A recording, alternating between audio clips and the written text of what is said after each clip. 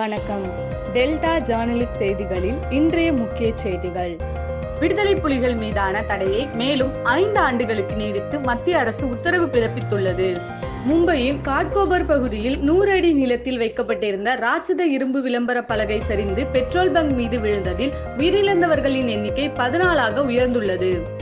நாமக்கல் புதூரில் 35 ஆண்டுகளாக செயல்பட்டு வந்த தனியார் நிதி நிறுவனத்தில் சுற்றுப்புற பகுதியை சேர்ந்த ஏராளமானோர் பணம் முதலீடு செய்து வந்த நிலையில் அதன் நிர்வாகிகள் 200 கோடி ரூபாயை மோசடி செய்து தலைமறைவாகியுள்ளனர்.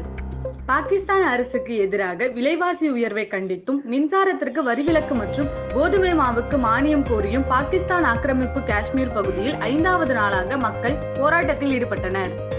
இலங்கையிலிருந்து புதுக்கோட்டைக்கு ரூபாய் 10 கோடி மதிப்பிலான 13.9 கிலோ தங்கத்தை கடத்த முயன்ற 5 பேரை வருவாய் புலனாய்வுத்துறை அதிகாரிகள் மடக்கி பிடித்து கடத்தல் தங்கத்தை பறிமுதல் செய்தனர். இது போன்ற செய்திகளை தினமும் அறிவதற்கு டெல்டா ஜர்னலிஸ்ட் பேஜை சப்ஸ்கிரைப் செய்து கொள்ளுங்கள்.